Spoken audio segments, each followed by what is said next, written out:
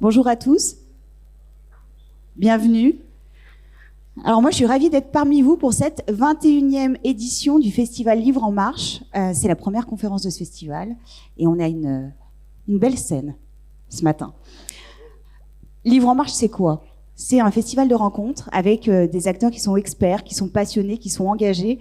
C'est un festival avec un thème cette année qui s'appelle « Écrire le champ des possibles » et ça tombe bien. Parce que ça souhaite interroger sur le monde de demain, celui qu'on veut, et c'est le sujet de cette table ronde. Est-ce qu'on a conscience des limites planétaires, de l'impact de nos modes de vie et de nos entreprises ? Comment consommer et produire dès aujourd'hui et pour demain ? Et puis comment passer de la conscience à l'action ? Peut-être pas le plus simple. Alors que vous soyez expert, que vous soyez engagé déjà en mouvement, que vous soyez hésitant. Allô, allô ? C'est avec un vrai plaisir que je vous propose d'écouter Marine Calmet, Céline Puf-Ardichvili et Fabrice Bonifay, qui vous partageront leur vision, leurs actions, leurs réflexions, leur éclairage sur tout ça. Alors moi, ce que je vous propose à tous les trois, c'est de vous présenter, et puis je compléterai, parce que je sens que vous n'allez pas tout dire. Voilà. Et on commence par toi, Marine. Donc bonjour, ravie d'être parmi vous. Je m'appelle Marine Calmet et je suis avocate de formation spécialisée sur la question de la reconnaissance des droits de la nature, donc de donner à la nature des droits fondamentaux aux rivières, aux montagnes, aux forêts. Et ça fait suite notamment à mon engagement en Guyane française face aux mines d'or et aux projets pétroliers qui ont touché ce territoire. J'ai écrit un livre qui s'appelle « Devenir gardien de la nature ». C'est celui-ci. Tu as aussi cofondé une association ? Oui, pardon. Oui. Donc, je suis présidente d'une association, effectivement, créée en 2019 et qui a donc cette ambition d'élaborer, de pratiquer et de faire beaucoup de lobbying pour faire reconnaître les droits de la nature dans le droit français par divers outils, les procès simulés, de l'accompagnement dans les territoires et des procès en justice aussi lorsque c'est nécessaire. Merci Marine pour cette présentation. Céline, à toi. Merci beaucoup Justine. Tu te présenteras aussi s'il te plaît après. Je suis donc Céline Puf-Ardichvili, je suis une communicante repentie. J'ai décidé de faire un petit peu autre chose avec mon métier, donc comme c'est la seule chose que je sache faire, je me suis dit qu'il fallait tout changer. J'ai la chance d'avoir avec ma partenaire une formidable agence de communication qui s'appelle Look Sharp, et je suis la co-autrice avec Fabrice de l'entreprise contributive, concilier monde des affaires et limites planétaires. Donc, en gros, et on va le dire pendant la conférence, ça consiste à tout changer. Et c'est pas simple, mais c'est possible. Merci. Fabrice. Bonjour à tous. Moi, je suis directeur développement durable d'une petite entreprise familiale, le groupe Bouygues. Je suis aussi président d'une association qui s'appelle le Collège des directeurs développement durable, qui regroupe 255 entreprises, et administrateur d'un think tank que vous connaissez sans doute, présidé par Jean-Marc Jancovici, de Je Shift Project. Et je co-auteur donc avec Céline de l'entreprise contributive, et ravi d'être là. Merci à tous les trois pour cette présentation. Et on va commencer avec Fabrice et Céline. Vous verrez un petit peu comment vous voulez fonctionner. Quand vous lisez leur livre, vous découvrez qu'il y a 5 piliers. 5 piliers pour l'entreprise contributive. Et il y en a 4 en fait qui reposent sur un premier qui s'appelle l'alignement sur les faits scientifiques. Et ça commence par là. Qu'est-ce que vous pouvez nous en dire ? Oui, alors je vais commencer puis tu compléteras, on aime bien faire ça. C'est la prise de conscience des limites planétaires, parce qu'aujourd'hui, on entend beaucoup, et c'est tout à fait vrai, que le climat se détraque parce qu'on émet trop de gaz à effet de serre. Et on a la chance de pouvoir à peu près les évaluer, à peu près les compter. Je dis à peu près parce que il y a le comptage théorique et puis il y a ce qui se passe réellement. Mais il ne faut pas limiter notre action à soit la baisse des émissions de GES, soit, comme on le voit beaucoup en ce moment, essayer de les compenser, c'est-à-dire planter des forêts, c'est très bien, certainement, mais aussi beaucoup imaginer des manières d'aspirer les GES dans le...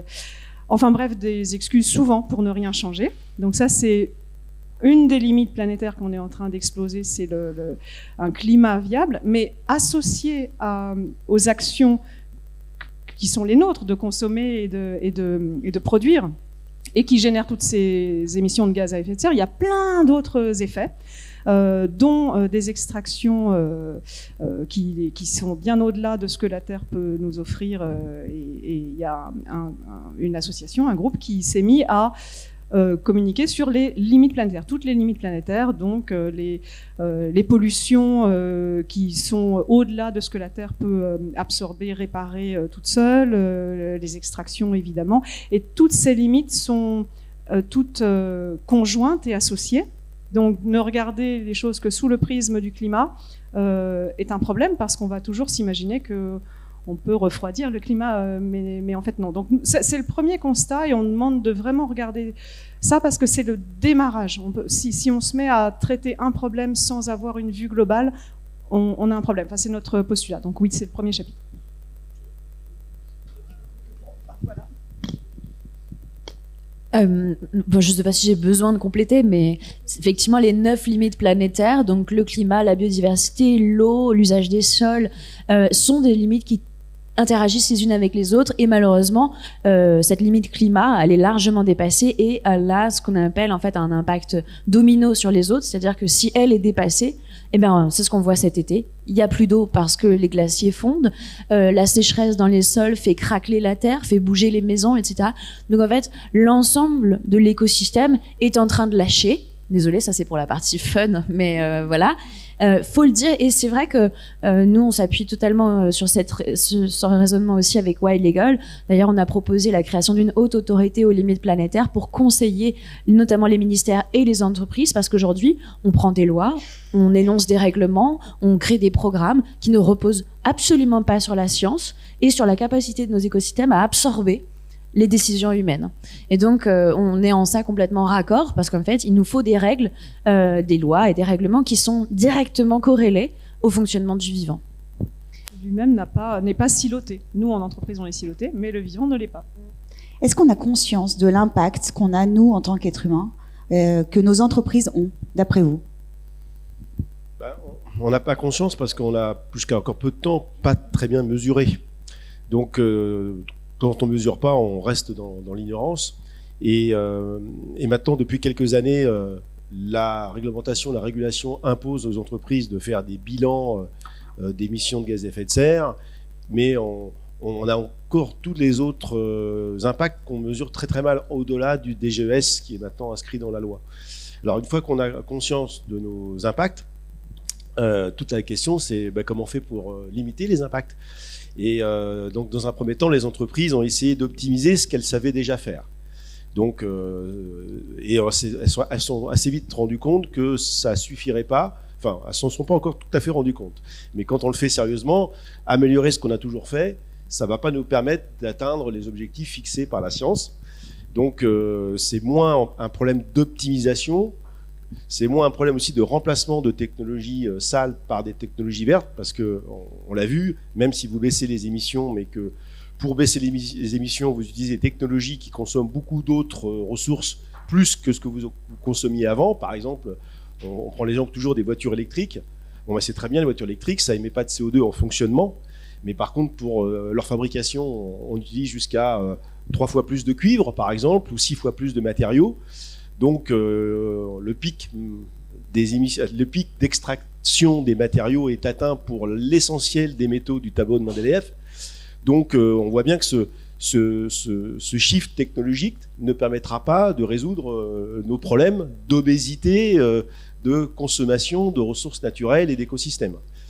Donc une fois qu'on a pris le temps de mesurer nos impacts et qu'on voit bien la limite de l'amélioration de ce qu'on a toujours fait, se pose le sujet du modèle de société. On en arrive là. Est-ce que notre modèle, tel qu'on le connaît aujourd'hui, notre modèle social, mais aussi nos modes de vie, est-ce qu'ils sont soutenables à l'horizon de quelques années maintenant? Et on voit que c'est pas possible. Donc on arrive maintenant dans une troisième phase de ce qu'on appelle maintenant le développement soutenable ou le développement durable, qui va adresser le sujet ultime qui s'appelle la décroissance. Donc comment on va gérer la descente? Comment on va gérer l'amaigrissement pour retourner à un état stationnaire qui va nous permettre de nous resynchroniser aux limites planétaires, les fameuses limites planétaires, dont on dépend complètement pour notre survie. Et ça, c'est le mot obus, hein, parce que les gens confondent beaucoup décroissance et récession. Et pourtant, il va bien falloir qu'on fasse décroître notre façon de consommer et de vivre si on veut donner un avenir à nos enfants. Et donc ça adresse tous les sujets politiques que l'on connaît aujourd'hui, et déconstruire ce que beaucoup de politiques ont dans la tête, de dire voilà, il faut toujours croître d'un point de vue économique pour pouvoir ensuite redistribuer à l'ensemble de la population. Et ce système a très très bien fonctionné pendant des années pour une partie de la population mondiale, mais aujourd'hui ne peut plus fonctionner compte tenu des limites planétaires. Donc il faut réinventer un modèle de société basé sur la science et qui va nécessiter qu'on ralentisse le fonctionnement de l'économie. Marine, dans ton livre, tu parles d'un modèle de développement anthropocentré. Ça veut dire quoi ? En fait, ça fait référence au droit, c'est-à-dire qu'aujourd'hui, on a un modèle juridique qui, à la fois, tolère ces exactions vis-à-vis du vivant, mais en plus est encouragé. C'est-à-dire, ce modèle juridique, il est justifié par des besoins économiques, donc le dogme justement de la croissance, comme tu disais, qui justifie que, par exemple, eh bien, on envoie en mer avec des quotas de pêche des bateaux-usines qui pêchent 250 tonnes de poissons par jour et qui vident littéralement les océans. Ça justifie qu'on fasse des coupes rases dans les dernières forêts boréales d'Europe pour fabriquer du papier toilette. Ça justifie qu'on creuse des mines en Guyane française dans la forêt amazonienne, sachant pertinemment que c'est notre poumon vert. En fait, toutes ces activités, aujourd'hui, elles sont légales. Comment on s'oppose à des activités légales quand nous, juristes, on dit, regardez, d'une part, il y a la science de ce côté-là qui nous dit une chose, et il y a le droit qui est en décalage complet avec cette science, avec les besoins humains, mais aussi parce qu'aujourd'hui, maintenant, malheureusement, on se rend compte qu'en plus de ça, avec ces chamboulements scientifiques, avec cet effondrement du vivant, on n'est même plus capable d'assurer les besoins humains essentiels d'une grande partie de la population mondiale. Et donc là, il y a un vrai problème parce que le contrat social, il est brisé. Il est brisé entre les habitants de cette planète, humains et non humains, et il est brisé entre les catégories sociales d'une catégorie minime d'ultra riches qui se gavent pendant que tous les autres, malheureusement, payent le prix de ces décisions qui sont hors sol. Et donc, du coup, on a vraiment besoin de repenser un droit, justement, un droit de la terre, un droit par les vivants. Et aujourd'hui, malheureusement, notre droit, il a été écrit par des entreprises, pour beaucoup. Moi, je travaille dans le secteur minier. Hein. Le code minier, il a été écrit à une époque qui remonte à fort longtemps. Quand on avait besoin de faire la guerre, à l'époque de Napoléon, il fallait vite extraire du sol, vite produire des matières et des ressources pour aller faire la guerre et conquérir de nouveaux territoires. Et aujourd'hui, malheureusement, on le voit, on a un développement du droit qui a encore toujours cette mentalité. Par exemple, là, il faut vite produire de nouvelles machines. Alors, on nous annonçait il y a 6 mois des mini-centrales nucléaires. Maintenant, on nous annonce qu'on va couvrir la façade de nos territoires, de notre littoral avec des éoliennes offshore. Il va falloir vraiment se poser, ralentir et écrire un droit qui soit compatible avec notre territoire, parce qu'en fait, on sera les premiers à payer les pots cassés d'une vision qui est branchée uniquement sur les besoins humains, et tu l'as dit aussi, d'une espèce de calcul à court terme du climat, qui en fait ne conçoit pas toutes les boucles d'interaction et de rétroaction avec la biodiversité, avec les sols, etc. Et donc là, il y a vraiment une prise de conscience, mais ce qui est intéressant, c'est que dans nos institutions, ça commence à bouger. L'ADEME fait des scénarios fort intéressants, justement, pour inclure la décroissance dans ces 4 scénarios de développement. France Stratégie, qui est aussi un des piliers de la réflexion, de la prospective en France, qui dit, si on n'intègre pas les limites planétaires, c'est mort. Le ministère de la Transition écologique a sorti en 2019 déjà un rapport sur l'état de l'environnement qui disait les limites planétaires, c'est le nouveau prisme de lecture de la politique environnementale, sinon on n'a pas les bons outils, on ne peut pas évaluer correctement nos politiques. Et l'autorité environnementale qui, avant l'été, disait en fait là on est en train de se prendre un mur, on n'a encore rien commencé à faire de la transition écologique qu'on devait annoncer. Pour vous dire que du côté de l'État, ça bouge, du côté des entreprises, ça bouge, et moi j'ai envie d'un message positif, parce que du côté des juristes, nous, on est prêts. Donc, en fait, nous, on est prêts pour traduire, en fait, ce droit-là dans un droit nouveau. On a besoin, par contre, d'un signal politique fort qui dit, voilà, on est d'accord, il n'y a rien qui va, on redéconstruit, on prend le temps, on réfléchit et on repart, mais on repart sur des bases saines. Et pourtant, vous le dites, tous les 3, non, ce n'est pas assez. Ce qu'on fait aujourd'hui, c'est pas assez. Ni personnellement, ni à l'échelle de nos entreprises. Oui, alors je viens. Ben non, c'est pas assez parce que en fait, il y a plusieurs pôles. Enfin, on est tous dans un système, donc les systèmes étatiques, l'international, l'individu, les conventions humaines dans l'entreprise, les systèmes de valeurs, de reconnaissance sociale, tout ça interagit.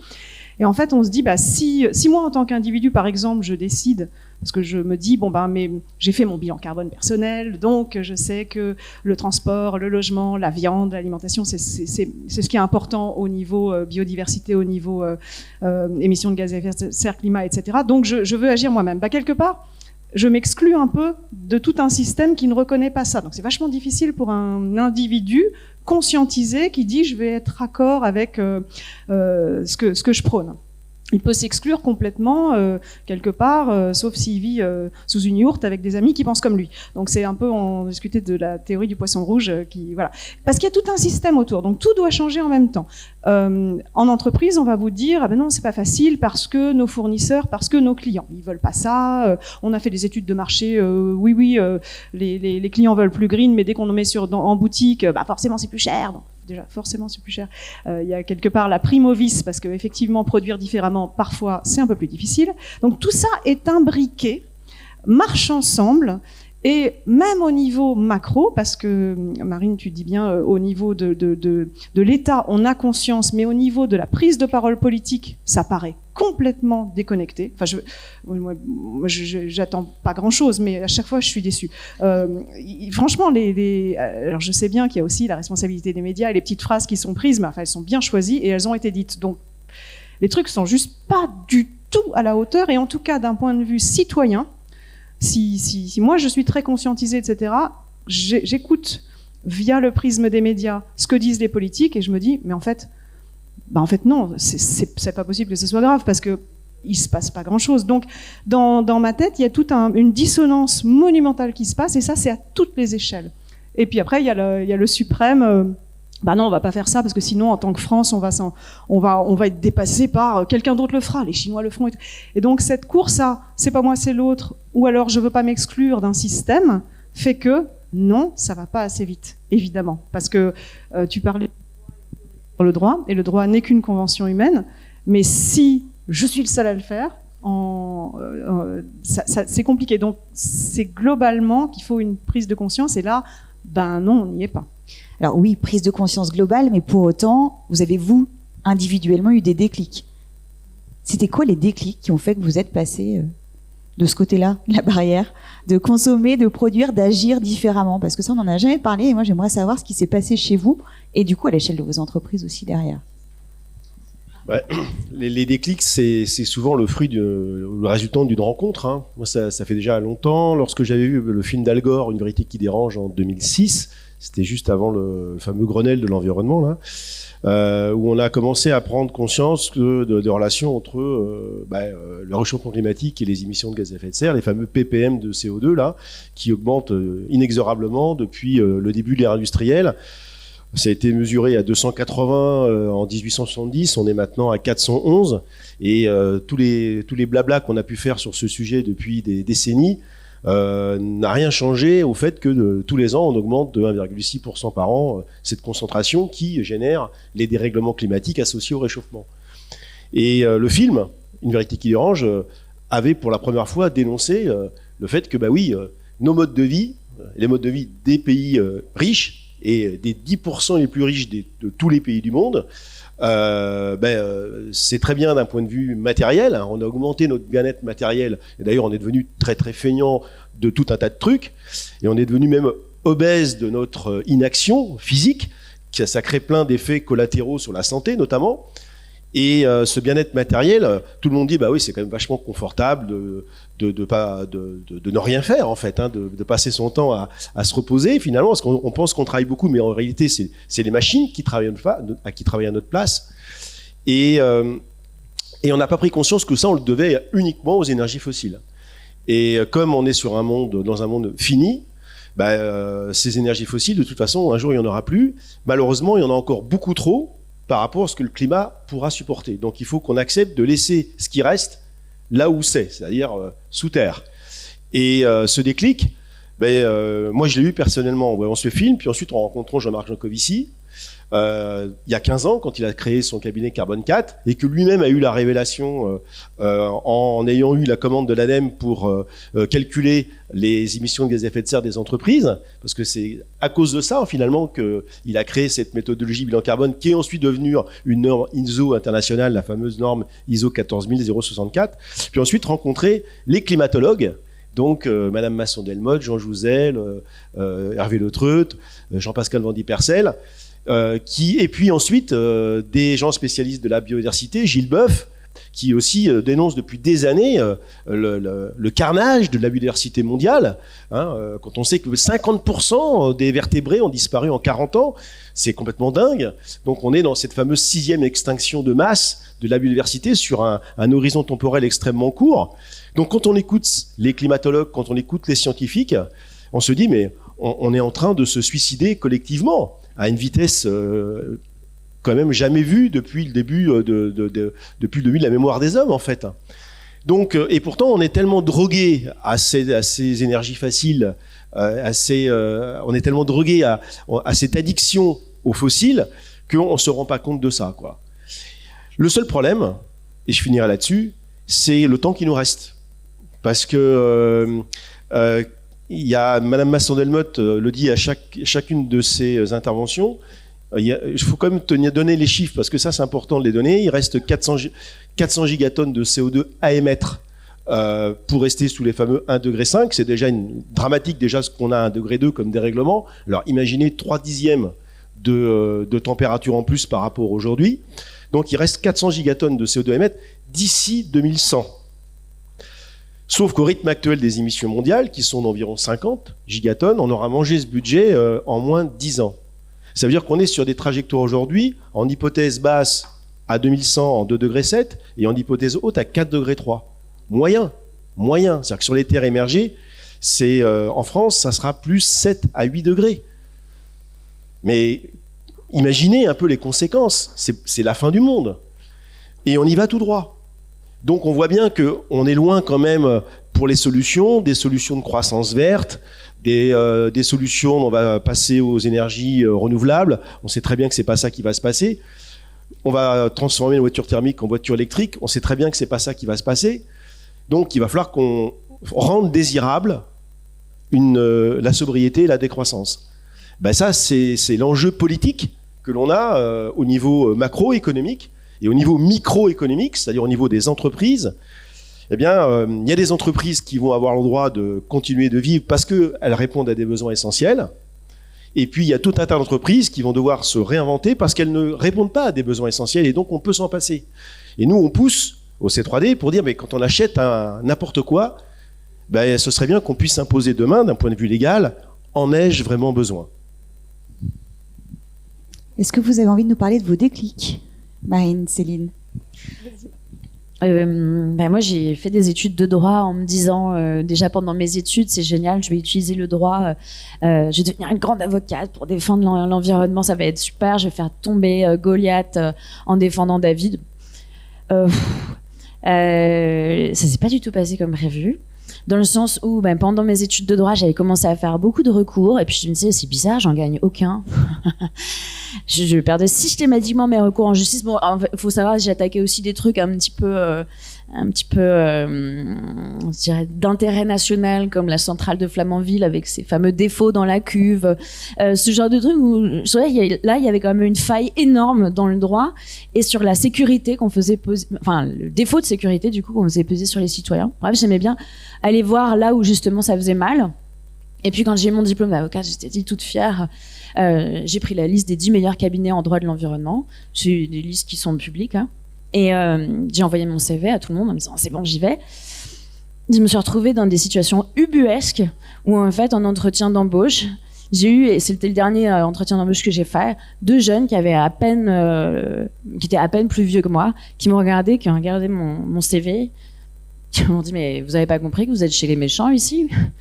Et moi j'ai arrêté là, tout net en fait, parce que je me suis dit ces cabinets d'avocats qui disent être les meilleurs cabinets en droit de l'environnement, en fait, et ils défendent tous les gens contre lesquels moi je me battais déjà. Ils m'ont dit mais en fait il y a un conflit d'intérêts, vous défendez nos opposants, c'est pas possible.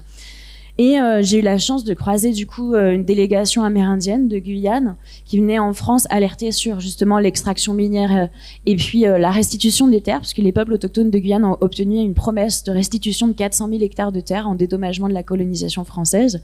Et ils m'ont dit, bah nous, on a besoin d'une juriste, donc je suis partie avec eux. et ça m'a fait beaucoup de bien, parce qu'en fait, j'ai appris le droit coutumier autochtone sur le terrain, en faisant le tour des villages amérindiens, en essayant de comprendre leur histoire. Et je me suis rendu compte qu'en fait, avec un droit complètement différent, on pouvait bâtir une société complètement différente. Et eux ont inscrit des choses fondamentales dans leur vision politique, le fait de viser collectivement une égalité entre tous. Donc ça se décrète pas. Ça s'inscrit dans des mécanismes de société. Donc, par exemple, le fait que personne ne peut être propriétaire de la terre. Parce qu'en fait, commencer à diviser la terre et à se l'approprier, c'est le début de l'injustice. C'est le début, en fait, de l'accaparement des terres, de la spéculation. Et c'est exactement ce qu'on voit chez nous. C'est-à-dire qu'eux ne sont pas propriétaires. Ils usent de la terre, ils la transmettent à leurs enfants. Ils ont cette vision aussi qu'il faut une égalité avec les non-humains. Et qu'il faut un accord, finalement, entre humains et non-humains pour respecter l'intérêt de tous. Donc, ils ne pratiquent pas l'élevage. Ils pratiquent uniquement la chasse. Et c'est des petites choses comme ça que j'ai voulu raconter dans mon livre. Je pourrais pas toutes vous les dire comme ça, mais il faut lire le livre. Mais c'est qu'en fait, on se dit souvent du droit que c'est quelque chose de très figé, d'impossible à démonter, à déboulonner. Et en fait, c'est surtout quelque chose de très politique. C'est une fiction politique que nous écrivons ensemble et qui doit définir le parcours ou plutôt l'ambition de notre nation.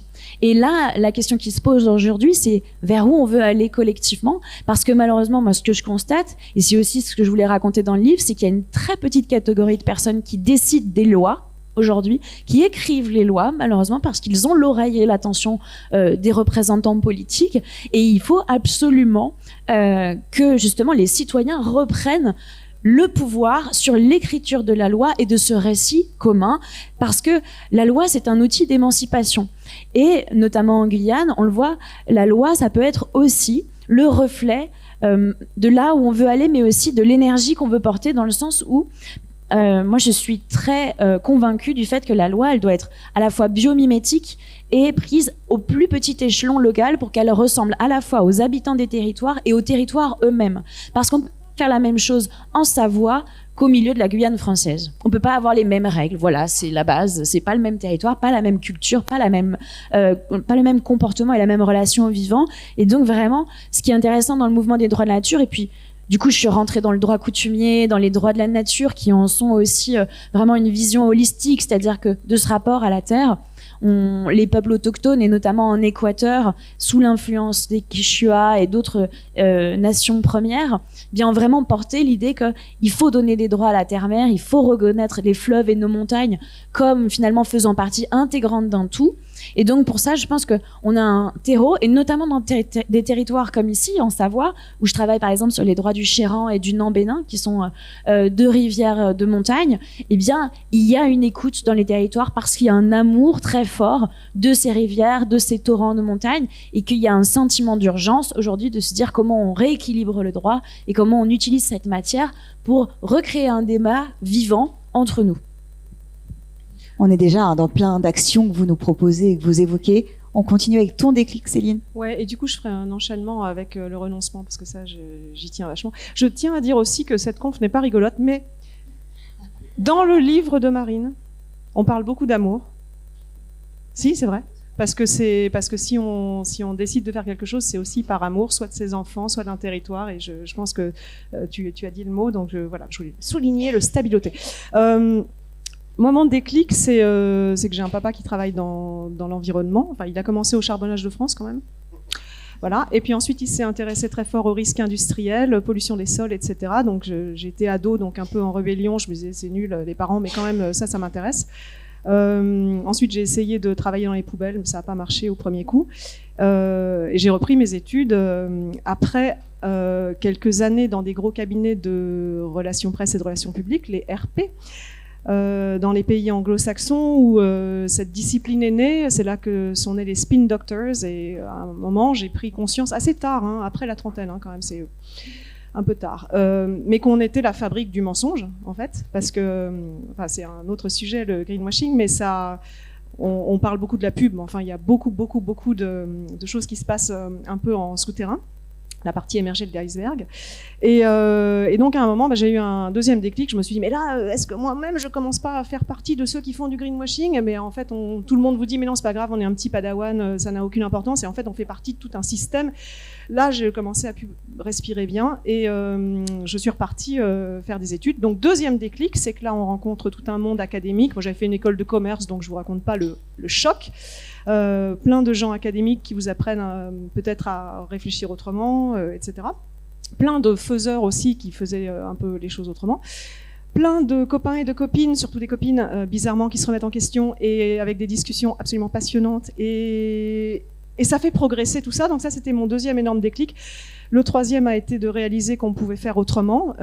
Pour ça, ça résonne ce que tu dis. Moi non plus, je me suis dit, je vais pas aller dans une autre agence, en fait. Ça ne sert à rien. Je vais essayer de faire de la com autrement. Je milite pour une com responsable et je milite aussi pour dire qu'on ne peut pas faire de la com responsable pour un produit ou un service qui ne l'est pas. Alors, je dis ça parce que l'ADEME va sortir bientôt un guide sur la com responsable. Et moi, je suis assez... son deuxième guide. Je suis assez radicale, j'ai pas peur du mot. Je me dis non, sinon c'est juste mieux faire du greenwashing pour moi. Mais bon voilà, donc je suis d'accord sur le fait qu'à un moment donné, comme dit Fabrice, il va falloir savoir ce qui est utile de ce qui ne l'est pas. Donc là, dès que vous commencez à dire ça, on vous dit oui, mais la liberté, qui va dire ce qui est utile, ce qui ne l'est pas, etc. Les limites planétaires déjà vont commencer à le dire. Les besoins fondamentaux de l'humain déjà vont commencer à le dire. Si demain on n'a plus d'eau, ce qui bizarrement, cet été, a commencé à résonner auprès même de Français, ce qui était impossible il y a encore un an. On nous aurait dit il y a encore un an qu'on n'aurait plus d'eau dans les robinets ou plus d'eau potable ou pas en quantité, etc. Si on commence à faire ce genre d'arbitrage, je pense qu'on va vite voir ce qui est indispensable ou pas. Donc on va arrêter de nous parler de la liberté d'entreprendre, etc. La liberté d'entreprendre ne fonctionne que si elle est assortie de responsabilité d'entreprendre. C'est une théorie, oui, c'est une théorie, mais un jour elle va devenir... si le droit change, peut-être, une évidence, puisque tout ça, ce sont des constructions humaines, mais qui dépendent de limites planétaires. Donc voilà. Donc nous, on rêve d'un autre... On rêvait d'un autre monde. J'avais dit qu'on chanterait. On peut chanter. On rêvait d'un autre monde. N'empêche qu'il y a quelques boîtes qui commencent à avoir vu la big picture et essayer de faire autrement. Nous, on essaye d'en parler dans notre bouquin, de donner quelques exemples. Aucune boîte n'est parfaite. Aucune. Mais certaines ont commencé à renoncer à des choses qui juste ne fonctionnent pas. Et la lucrativité comme objectif pour une entreprise, c'est juste un objectif qui ne va pas tenir. Donc ça a tenu pendant 40-50 ans, la financiarisation du capitalisme, très bien. Mais si ça ne tient plus, on fait comment ? On invente un nouveau droit, on invente des nouvelles règles d'entreprise, on invente de nouvelles valeurs, des nouveaux systèmes de valeurs pour que des entrepreneurs se lancent avec autre chose comme idée que faire du fric et vendre sa boîte. Voilà. Donc on pense que c'est possible, on en a rencontré. Bon, après, il peut y avoir aussi un certain nombre de personnes qui peuvent vous écouter et qui pensent oui, mais... Il y a toujours un mais, oui, ça c'est sûr. On n'a jamais dit que c'était facile. Et c'est pour ça que vous expliquez dans votre livre « L'entreprise contributive » qu'après avoir conscience des faits scientifiques et de s'aligner sur ça, il y a 4 piliers. 4 piliers pour transformer son entreprise en entreprise contributive. C'est quoi ? Alors, le sujet de la raison d'être arrive tout de suite derrière. À quoi cher ? Qu'est-ce qui manquerait à l'humanité si l'entreprise n'existait pas ? Ça veut dire que si elle n'est pas capable de répondre à cette question en termes d'externalité positive, c'est quand même grave. Et puis pire, qu'est-ce qui irait mieux si l'entreprise n'existait pas ? Et souvent, là, il y a beaucoup plus d'items à lister, notamment le fait qu'aujourd'hui, les entreprises, pour faire du business, elles pillent la nature, elles utilisent des ressources et elles considèrent tout ça comme gratuit parce que ça n'apparaît pas dans leur système comptable aujourd'hui. Et plus on utilise la nature et plus on gagne de l'argent aujourd'hui. C'est ça le système dans lequel on évolue. Et c'est là le bug de notre système économique. On a considéré en fait que toutes les ressources étaient sans fin et que les écosystèmes étaient tellement résilients qu'on n'arriverait jamais à les dégrader. Sauf que c'est pas vrai. Et c'est ça l'anthropocène en fait. Donc, raison d'être, c'est dire faut accepter de créer la valeur sur des besoins essentiels. Une fois qu'on a compris ça, c'est de changer le modèle d'affaires. Donc le but, c'est pas de fabriquer des produits le plus possible pour en vendre le plus possible et de fabriquer le système qui va aller ringardiser les produits qu'on a conçus il y a quelques semaines ou quelques mois ou quelques années pour provoquer le réachat. Donc à force de publicité, de marketing, d'utiliser des influenceurs, parce qu'en fait l'objectif c'est toujours vendre toujours plus. Et d'être en croissance de son chiffre d'affaires, parce que c'est la seule façon d'évaluer la performance des gens dans les entreprises aujourd'hui. Donc c'est complètement dingue d'imaginer ça alors qu'on est à quelques années de la fin du monde. Et donc le modèle d'affaires contributif, c'est un modèle forcément qui sera beaucoup plus serviciel, où on va fabriquer beaucoup moins de produits, et d'ailleurs les entreprises ne les vendront plus ces produits, mais elles vont les louer tout simplement à leurs clients. Parce que la vraie liberté demain, ça sera de pouvoir jouir de tout sans rien posséder. Donc on n'est pas du tout au retour au Moyen-Âge, aux Amish. On n'a pas envie de revenir aux dentistes des années 80. On a envie de pouvoir continuer de jouir de la technologie quand on en a besoin. Mais trop d'avoir dans nos armoires, à ne plus savoir qu'en faire, avec des taux d'utilisation qui sont extrêmement faibles par produit, parce qu'on ne fait que stocker en fait des choses qu'on utilise très rarement. Eh bien tout ça, qui dit stocker, ça veut dire déstocker de la nature des matières premières que l'on transforme avec des machines et de l'énergie et avec des taux d'utilisation qui sont infimes. Bon ça aujourd'hui c'est plus possible. Donc il faut fabriquer moins, utiliser plus, donc ce qu'on appelle l'intensité d'usage, et c'est vrai pour tout type de produit, y compris bien sûr les infrastructures bâtimentaires qui sont structurellement sous-utilisées, et je suis bien placé pour vous le dire. Donc, c'est ça aussi, faire ralentir l'économie de l'extraction, pour intensifier l'économie de l'usage, qui est beaucoup moins matériel et qui produit beaucoup moins d'impact, en fait, en réalité. Donc, ça s'appelle l'économie de la fonctionnalité. Et ça s'applique à tous les domaines de l'activité. Et puis, derrière le quatrième pilier, pour arriver à faire ça, il va falloir qu'on innove dans notre façon d'innover. Aujourd'hui, les entreprises sont focus sur, pour innover, c'est la Startup Nation de notre premier magistrat de France. C'est le technosolutionnisme qui fait briller la tête des chefs d'entreprise. La conquête de la Lune, de Mars, de Jupiter, l'espace, les tanks électriques de 1,7 tonne avec 400 kg de batterie. Voilà, ça fait rêver une petite partie de la population, mais ce sont les décideurs, parce qu'on pense qu'on va s'en sortir par la technologie. Rien n'est plus faux que ça. On aura besoin de la technologie, mais on aura surtout besoin d'un nouveau modèle de société basé sur la sobriété. Et c'est ce qu'il faut rendre désirable, c'est pas d'utiliser plus de technologie, c'est de vivre d'une façon plus simple, et peut-être de travailler sans doute beaucoup moins, pour réduire les besoins que l'on a, les besoins matériels, les besoins artificiels que nous avons.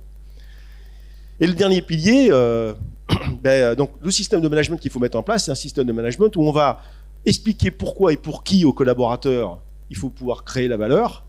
Parce qu'une fois qu'on a un pourquoi qui nous fait vivre, on peut supporter tous les comment. Et c'est pour ça que la phase de sensibilisation des collaborateurs sur les limites planétaires est essentielle.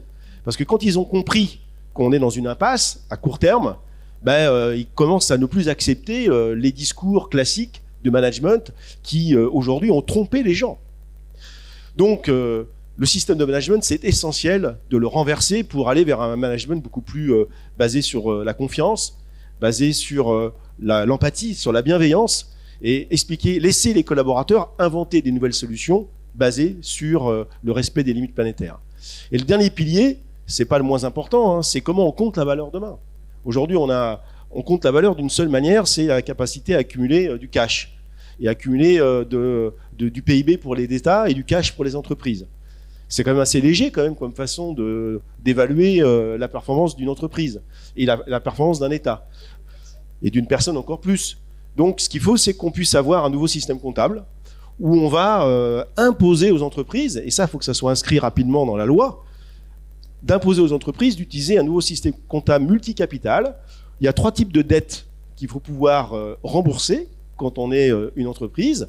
Il y a bien sûr la dette financière, parce que l'entreprise a besoin d'investir, c'est vrai, pour créer la valeur autrement, mais elle a aussi la dette environnementale. Et la dette environnementale, aujourd'hui, jamais aucune entreprise ne rembourse la dette environnementale. On utilise des ressources, mais les ressources, elles sont gratuites. Donc, il n'y a pas de limite. Et là, ce qu'il faut, c'est que quand l'entreprise va continuer d'utiliser les ressources naturelles, parce qu'on en aura besoin, il faut qu'elle pense en même temps d'intégrer dans ses comptes des provisions, des investissements pour restaurer les écosystèmes, pour protéger les écosystèmes, pour reconstituer les stocks. Et ça doit être intégré dans les comptes. Et l'entreprise devra rendre des comptes sur le fait que, OK, j'utilise des matières premières, mais qu'est-ce que j'ai investi pour les préserver, pour les reconstituer, pour les protéger? Et là, si on met en place ce système comptable, on va s'apercevoir que pour gagner de l'argent, avec les mêmes taux de rentabilité qu'aujourd'hui, ça va être très compliqué, ça va même être impossible. Donc, il va falloir accepter d'avoir des taux de rentabilité qui vont être bien moindres que ceux qu'on exige aujourd'hui, parce qu'on pille la nature. Aujourd'hui, on a des 15-20%, c'est ce que réclament les investisseurs. Peut-être que demain, on n'aura plus peut-être que 1 ou 2%, mais c'est pas grave, parce qu'au moins, on travaillera sur la durabilité. Donc, les différentiels de salaire entre ceux qui gagnent beaucoup et ceux qui gagnent rien vont devoir se tasser un petit peu. Et puis, cette notion de lucrativité pour la lucrativité devra disparaître, parce que quand on aura de l'argent demain, il faudra aussi accepter de l'investir sans retour direct pour l'entreprise, mais avec un retour pour la maintenabilité du vivant. Parce que c'est ça qui est important de faire aujourd'hui. Céline, un des points qu'on a évoqué ensemble, c'est l'exemple de Patagonia, qui t'est marqué et qui est d'actualité. Et puis, tu proposais aussi en parallèle avec d'autres entreprises, je pense à Danone par exemple. Ouais. Alors, effectivement, il y a quelques jours, Yvon Chouinard, qui a fondé Patagonia et qui est un monsieur de plus de 80 ans, a décidé de pérenniser son modèle. Donc Patagonia fait des vêtements pour l'outdoor, enfin des vêtements plutôt de sport, etc. Et il a décidé de pérenniser les engagements et les actions et les fruits de son entreprise dans une fondation d'entreprise. Donc globalement, il sécurise par exemple, on pourrait pas imaginer une OPA sur Patagonia demain. Donc même si il décède et que un jour on veuille changer intégralement son modèle d'affaires, par exemple, et son objectif d'entreprise, c'est impossible. Donc c'est très intéressant parce que c'est très inspirant pour tous les entrepreneurs, par exemple, de se dire on peut créer quelque chose et pérenniser cette. Donc c'est un peu l'idée qu'il y avait dans une partie de la loi Pacte de pérenniser, d'inscrire dans les statuts quelque part une mission, une action, etc. Sauf que là c'est même les bénéfices, enfin toute la j'ai envie de dire la valeur, mais valeur au sens les valeurs de l'entreprise qui sont pérennisées. Donc ça, c'est vraiment incroyable. Mais je mets un petit mais parce que le système des fondations d'entreprise, il y a pas mal de systèmes de gouvernance qui commencent à naître sur l'entreprise. Il y a des bicorps, il y a la société à mission et la fondation actionnaire, voilà. Mais il y a d'autres boîtes qui ont fait des fondations d'actionnaires, par exemple, comme Avril, Carlsberg ou Rolex. Mais c'est très différent d'un Patagonia, parce que j'ai envie de dire, cette entreprise-là, elle est inspirante aussi parce que depuis ses débuts, elle a fait des choix. Donc quelque part, on peut dire, elle a fait des renoncements. Enfin, dans notre bouquin, j'ai voulu trouver un renoncement extrêmement précis parce qu'on voulait vraiment parler des renoncements et de l'importance du renoncement. Je pense pas que chez Carlsberg, Rolex ou Avril, il y a eu des renoncements. Je suis prête, s'il y a des représentants de ces sociétés à en discuter et à changer d'avis le cas échéant, mais je pense que l'objectif de ces entreprises n'était pas celui de Patagonia. Donc, quelque part, je pense que l'important, c'est la cohérence. Dans cette entreprise-là, on a toujours voulu faire des produits, une personne a toujours voulu faire des produits durables, réparables à vie, et il a tout mis en œuvre pour atteindre cet objectif, dont par exemple des renoncements. Tiens, ce serait pas mal d'avoir tel tissu qui ne froisse pas. Bon, mais il s'est rendu compte que ça rendait malade les ouvriers de son usine, donc au lieu d'investir dans les systèmes de ventilation, il a juste renoncer à utiliser ces tissus qui ne froissent pas. Voilà, c'est des renoncements qui au départ peuvent se dire ouais, mais je perds un peu en attractivité de mon produit à la fin, s'il est froissé, c'est moche. Ouais, mais je protège la santé, les écosystèmes. Si mes ouvriers sont malades, c'est que ça devait être une belle saloperie à mettre dans les eaux de recyclage, etc., etc. Donc le renoncement donne une force parce que ça contribue à démontrer par la preuve que tout ce qu'ils racontent en marketing, c'est-à-dire n'achetez pas cette veste, etc., ça pourrait juste être une posture. Non, c'est la réalité de la vie de l'entreprise. Et quand il dit, bon, bah, maintenant, je lègue, enfin, je crée une fondation d'entreprise, etc., c'est crédible parce qu'il y a eu tout ça avant. Donc, mon point, c'est que, et il y a ce mouvement en France des entreprises à mission, c'est très bien, etc. Et il y a beaucoup de boîtes de conseils, de services qui disent, moi, je vais être entreprise à mission. On commence à voir du mission washing, mais ce qui est important, c'est tout ce qu'il y a avant, tout ce qu'il y a en amont, tout ce qu'il y a en aval, sur la cohérence du système. Donc c'est en ça que ça peut être très inspirant. Pour l'exemple de Danone, ça a beaucoup fait parler parce que la plus grande entreprise, la Bicorp, l'entreprise à mission, machin. Oui, mais si au final c'est le profit qui va guider les décisions uniquement, on n'est pas en cohérence totale. Donc en même temps, il y a plein de choses très très très très bien qui ont été faites, mais on voit bien la limite de l'exercice dans l'entreprise. Si elle est trop grosse, si son système de gouvernance et son système de reconnaissance de la valeur sont décorrélés avec une ambition d'entreprise à mission, de Bicorp ou etc., bah ça colle pas, ça frotte. Donc voilà. Donc c'est tout ça pour dire, Patagonia, c'est hyper inspirant, mais il faut que ça soit inspirant dans la globalité de cette inspiration. Ce qui m'interroge, c'est quand tu dis que c'est une entreprise qui est née contributive, finalement, Patagonia. Elle a appris aussi à l'être. Mais si on n'est pas né, si on n'a pas créé une entreprise contributive dès le départ, et qu'on veut s'autoriser à changer parce qu'on prend conscience de ses limites, etc.,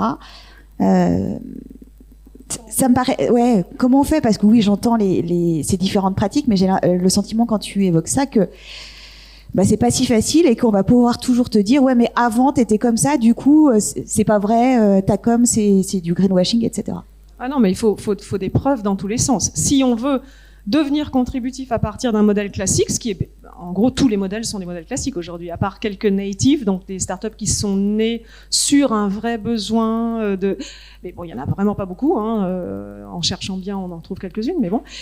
Oui, bah, y a tout à changer, donc forcément, on va mettre un pied devant l'autre, etc. D'où les piliers dont on parle, il faut tout prendre en même temps, c'est hyper difficile, beaucoup de gens à convaincre, beaucoup de middle management qui va avoir peur parce qu'ils savent pas forcément faire, parce qu'ils vont se dire attendez, si tout change, moi je deviens obsolète. Donc il y a tout un accompagnement global, mais il y a aussi des premiers pas à faire.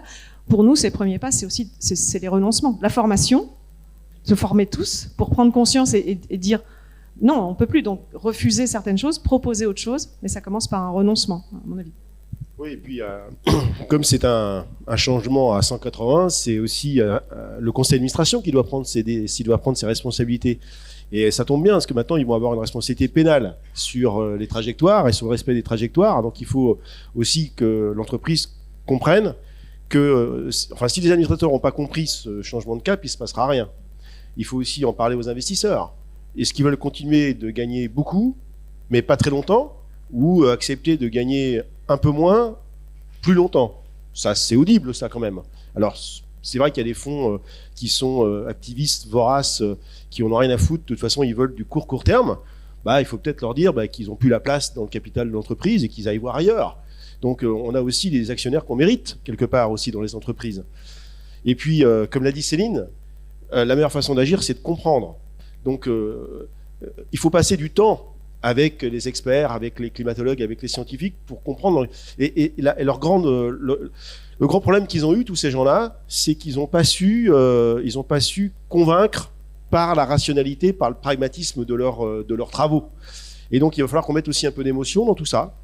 Ça commence à venir. Il va falloir qu'aussi on utilise des narratifs, des storytelling, de dire, bah oui, ralentir, c'est pas être plus malheureux, quoi.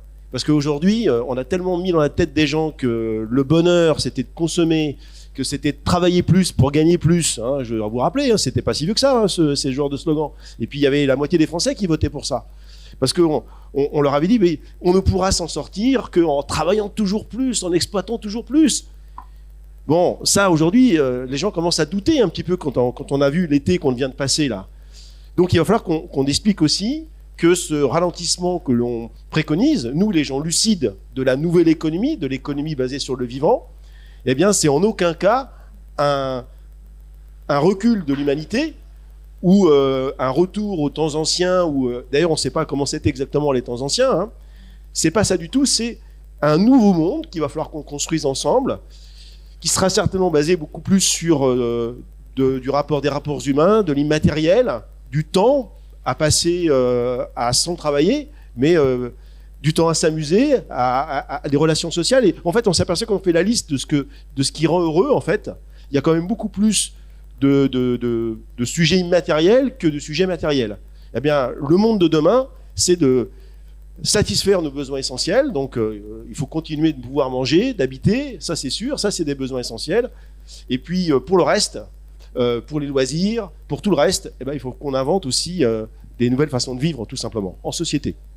Merci Fabrice. Marine, on va finir avec toi et je voudrais faire le lien avec cette idée de gardien de la nature que tu évoques, et notamment dans les conseils d'administration, parce qu'il s'est passé des choses cette semaine, je crois, sur le sujet. Oui, tout à fait. En fait, donc, pour rebondir sur ce que tu dis, repenser la place de la nature, c'est aussi lui donner un visage au sein de nos sociétés, parce que malheureusement aujourd'hui la nature n'est pas présente ni dans nos parlements, ni malheureusement dans les institutions décisionnaires. Et tu disais, il faut des administrateurs qui portent ce changement.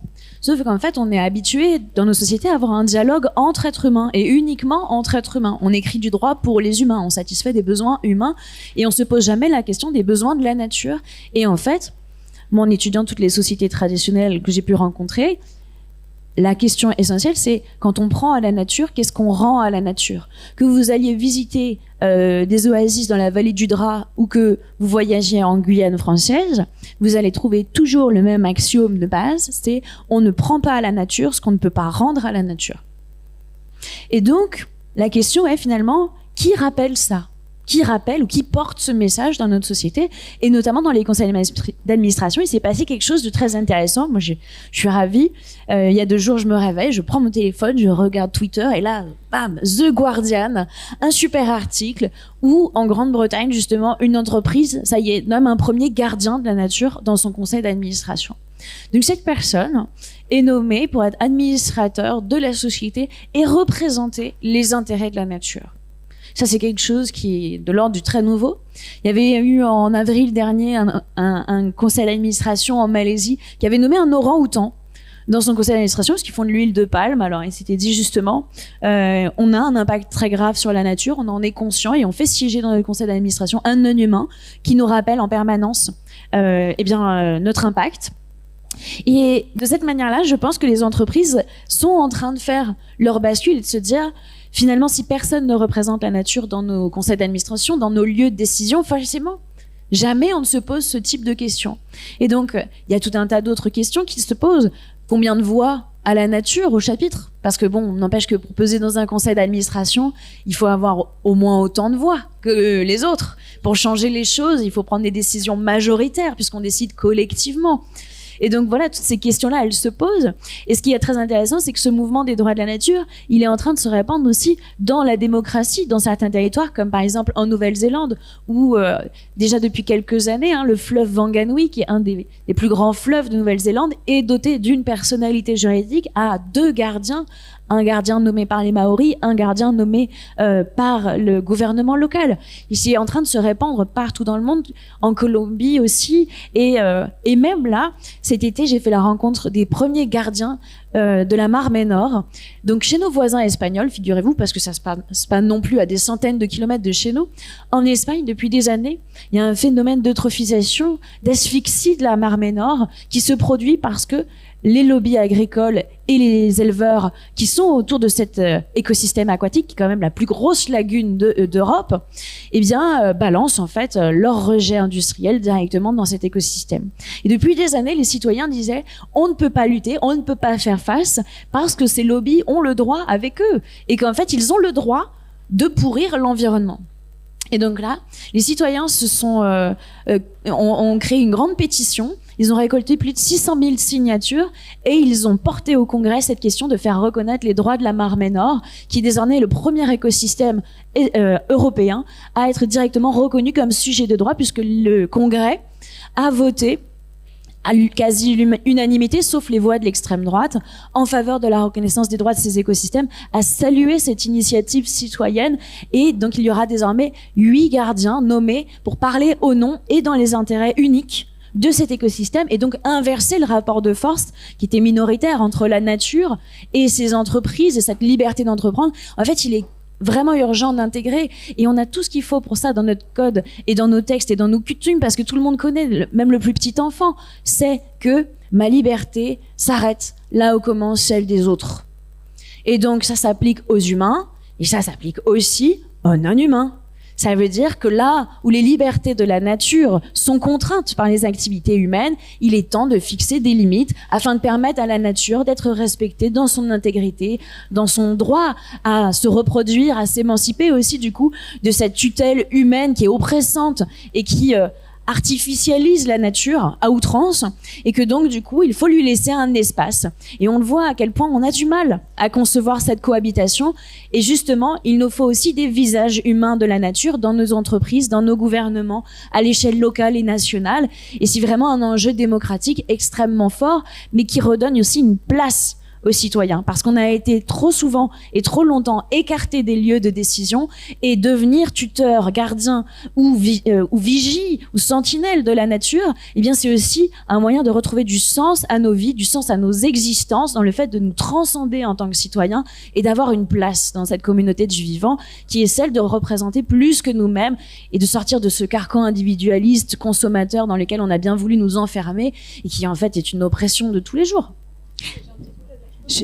Et on va s'arrêter là-dessus pour les questions. Mais d'abord, je voudrais te remercier parce que tu animes remarquablement bien Justine Muridi, formidable administratrice. Non, ensuite, je voudrais dire, pour rebondir sur ce que tu dis, sur remettre le citoyen, lui redonner une vraie voix. On l'a vu avec la Convention citoyenne pour le climat, qui est quand même née du mouvement des Gilets jaunes, etc. Le premier magistrat de France a quand même contesté la légitimité de ce collège nouveau de démocratie participative, citoyenne, etc., en ne leur reconnaissant pas la légitimité, pourtant une fois formés et nourris plus que ne le sont les parlementaires, en nombre d'heures, en travail qu'ils ont réalisé. Et le premier magistrat de France a nié leur légitimité. Moi, j'ai été choquée par ça, et je pense que c'est, comme tu le dis, le moment aussi de réinterpeller le citoyen dans son droit de dire non, en fait, ça va pas. Merci à tous les trois.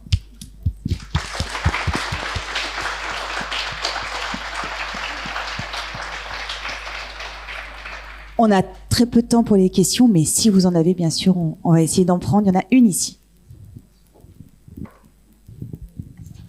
Bonjour et merci beaucoup, parce que vous n'êtes pas très drôle, mais vos propos sont passionnants, donc voilà. Et j'ai 1000 questions, mais je vais en réserver une, et peut-être plus pour Fabrice, sur le ralentissement de la consommation. Est-ce que finalement le Covid n'aurait pas un aspect positif? On voit bien que les gens veulent du temps, n'ont plus vraiment envie de travailler. Je fais partie du MEDEF, donc je vois bien de quoi on parle. Les salariés ont envie de temps personnel, peut-être moins consommer. Vous disiez que le bonheur est peut-être ailleurs que dans la consommation. Finalement, est-ce que ce mouvement initié par la Covid serait pas une bonne chose pour ce ralentissement? Ça n'a pas duré assez longtemps, le Covid, en fait. C'est ça le problème. Nous, ce qu'il faudrait, c'est qu'on puisse continuer à ralentir post-Covid, mais sans restriction de liberté. Parce qu'en fait, c'est ça qui nous a surtout manqué pendant le Covid. Et puis il y a quand même un effet rebond extraordinaire, c'est que certes on a été contraint à ralentir, mais dès que ça s'est terminé, c'est reparti de plus belle. Il suffit de voir un peu ce qui se passe dans les aéroports et dans les boutiques. Donc non, on n'a pas tiré les enseignements positifs de ce qui s'est passé pendant le Covid, sauf sur un point qui est le télétravail. Donc ça, le télétravail, c'était un non-sujet avant le Covid. C'est devenu un vrai sujet aujourd'hui dans toutes les entreprises, parce qu'on a cru que dans le télétravail, il y avait pour les collaborateurs plus de télé que de travail. Et en fait, on s'est aperçu qu'à part les 2 ou 3% de branleurs qu'il y a dans les boîtes, les 98% des autres étaient consciencieux et travaillaient même plutôt plus quand ils étaient à la maison.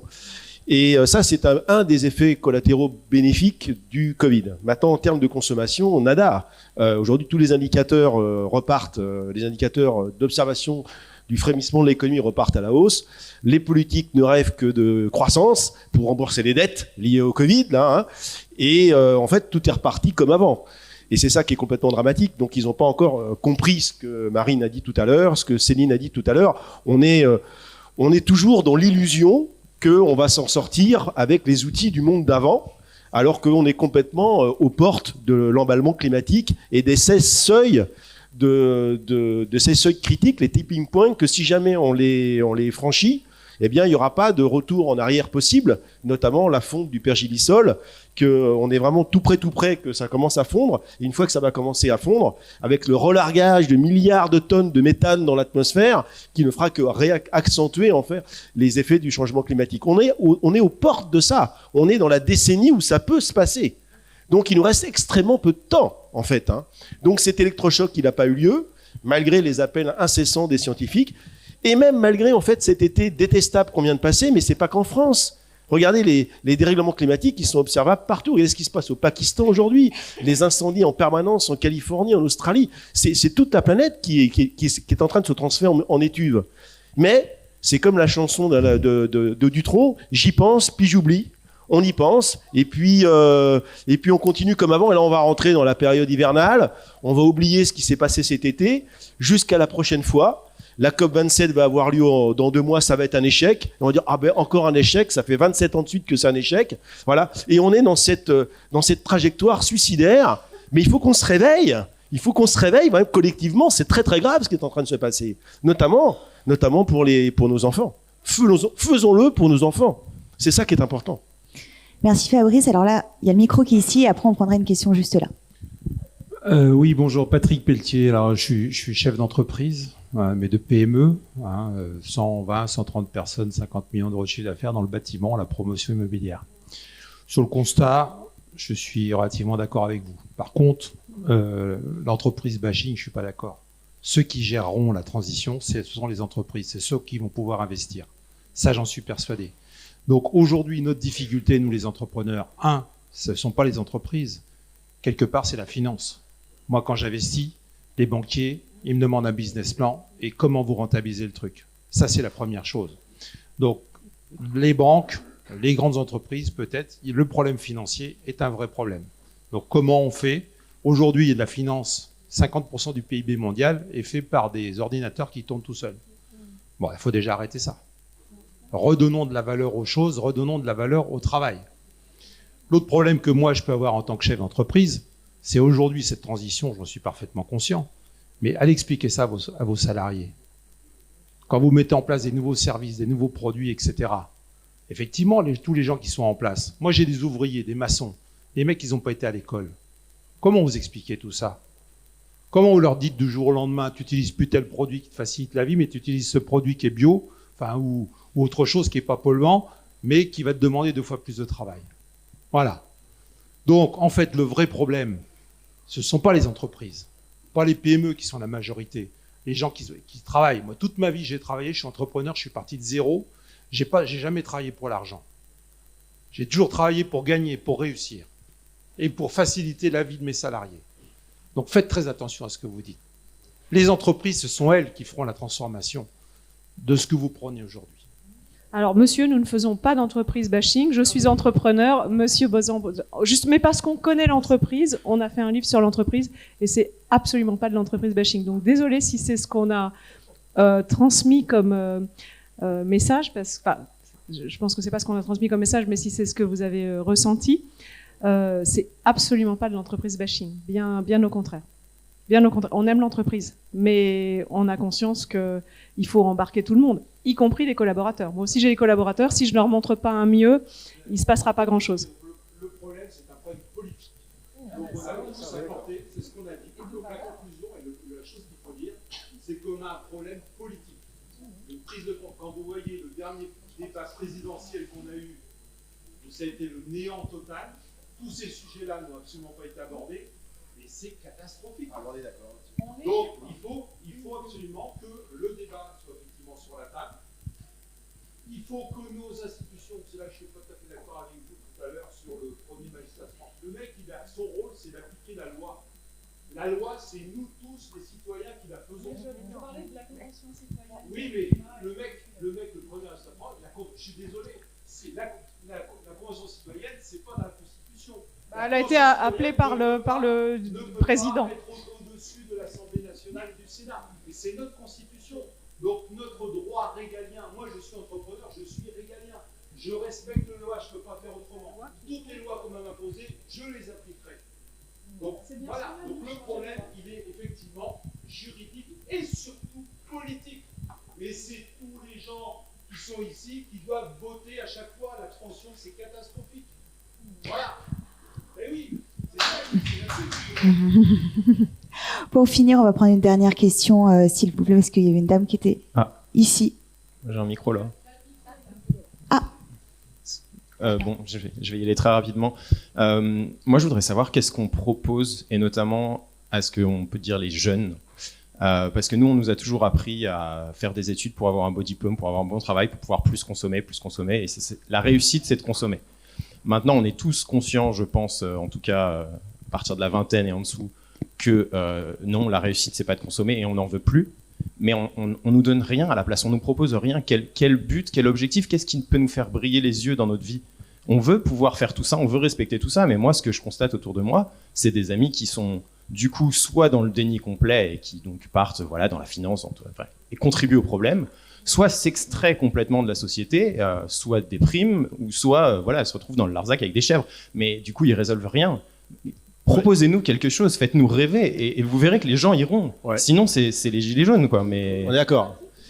Alors, on est dans une période de transition. Transition, on passe d'un état qu'on connaît bien, qui est un état stable, à un état qu'on ne connaît pas encore, mais qui est un état futur désiré, resynchronisé sur les limites planétaires, qu'on n'a pas encore complètement expérimenté, parce qu'on l'a déjà fait il y a très très longtemps, et on s'en souvient plus. Et il n'y avait pas aussi toute la technologie qu'on a aujourd'hui. Donc finalement, on est en train de penser un truc qu'on n'a pas fait. Alors, les jeunes, moi j'en connais beaucoup, on embauche plus de 7000 dans mon groupe tous les ans, puis on donne beaucoup de cours aussi.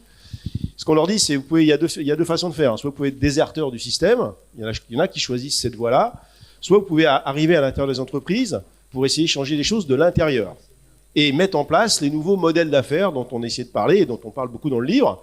C'est possible de créer la valeur autrement, c'est possible d'avoir une raison d'être qui est basée sur les besoins essentiels, c'est possible d'avoir le courage de dire ça on continue, ça on arrête parce que clairement c'est pas compatible avec les limites planétaires. Et les jeunes aujourd'hui, ils sont capables de faire ça dans l'entreprise parce que finalement toutes les entreprises, et je suis bien placé pour vous le dire, je préside une association qui ne fait que ça.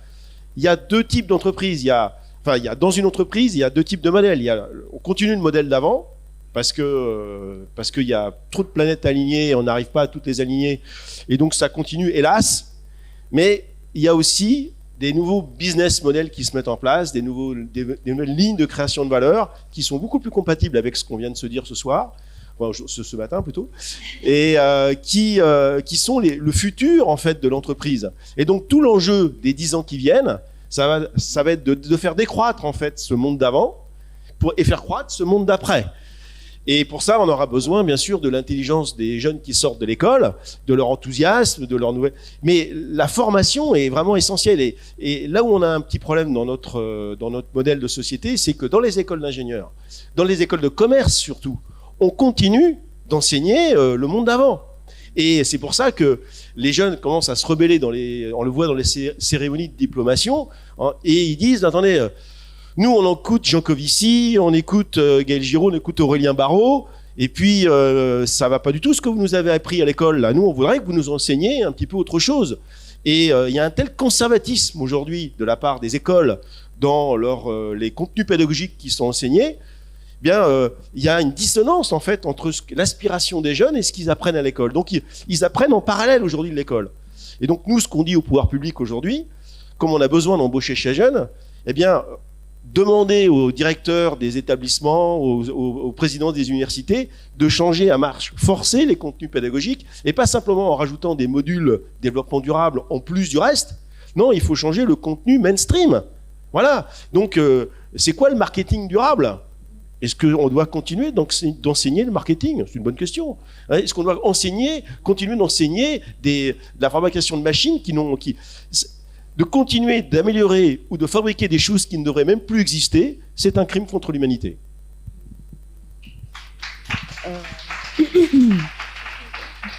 Mais moi, quand j'ai fait mes études en droit, on parlait même pas encore vraiment de droit de l'environnement. Il devait y avoir quelques professeurs en France, mais il n'y avait pas de master. Aujourd'hui, je suis hyper rassurée parce que les jeunes qu'on prend chez Wild Legal, ils sortent de masters qui ont des noms, genre master en droit des générations futures, master. C'est extraordinaire. Moi, j'aurais jamais imaginé, parce que c'est pour venir, c'est dire les choses, même dans les universités, et grâce à des universitaires en vraiment qui y vont et qui changent les choses, les cursus sont en train d'évoluer, en tout cas ce que je vois du droit. Moi je suis autodidacte, je me suis formée sur le terrain, c'est-à-dire que à la fac on n'apprend pas le code minier en fait. Le droit nucléaire, c'est pas le genre de choses qu'on enseigne à l'université, et je pense que de toute façon et c'est un peu le message pour les jeunes à mes yeux, c'est ce monde il est très bizarre. On est en train de changer. La plupart d'entre nous, on est des poissons pilotes. Et en fait, autant, voilà, tous les intervenants sur cette table que vous dans la salle, on fait du mieux qu'on peut. Et on est guidé avec notre sentiment d'urgence, mais aussi nos passions, nos compétences de base qu'on a envie d'apprendre et puis de changer. Nos valeurs et la vision politique qu'on porte. Et moi, je suis partie, justement, je vous ai dit, je me suis rendu compte que je serais jamais heureuse en rentrant dans les plutôt dans les grands cabinets d'avocats. C'était incompatible avec ma vision du monde. Du coup, je suis allée chercher de l'argent. J'ai financé mon propre poste et je suis partie. Je suis allée me former sur le terrain et j'ai mis tout ce que j'avais dans la défense des droits de la nature. Et je pense que voilà, c'est malheureusement là, et tu l'as dit très bien, on est à un moment charnière. Il n'y a pas de modèle. Il n'y a même pas de code. Donc, on est obligé de tout réinventer.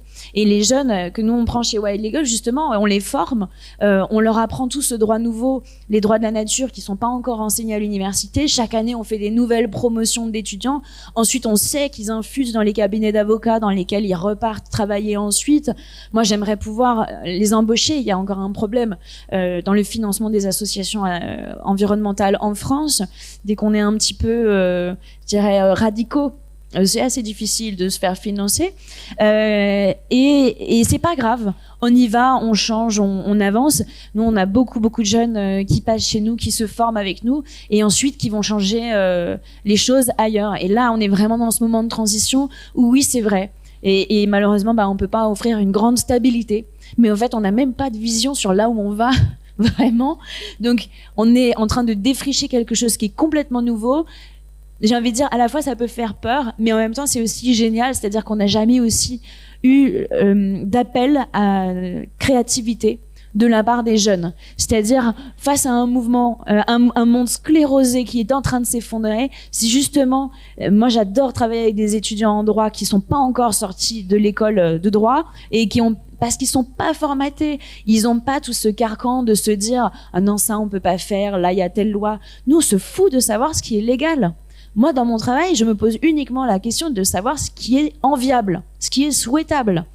Je veux pas savoir ce qui existe aujourd'hui, je veux savoir ce qu'on peut construire ensemble demain. Donc du coup, faisons table rase et c'est vraiment un moment où justement les jeunes ont plus que jamais leur place, c'est de dire eux ils ne sont pas justement calibrés, menottés par des injonctions qui sont contradictoires. Eux ils peuvent penser et c'est tout le bonheur que je souhaite aussi aux jeunes, c'est de trouver leur place dans cette société qui s'effondre et qui laisse justement, c'est comme une forêt quoi, les vieux arbres tombent et du coup les nouvelles pousses peuvent enfin germer et prendre la lumière. Donc il faut que les jeunes prennent absolument la lumière. On pourrait continuer longtemps avec beaucoup de questions parce que vous êtes tous les trois passionnants, donc merci beaucoup. On va s'arrêter là. Vous pouvez les retrouver sur la partie Salon du Livre, leur livre, l'entreprise contributive et devenir gardien de la nature. Ils sont géniaux ces bouquins. Donc merci allez-y. Justine. Merci.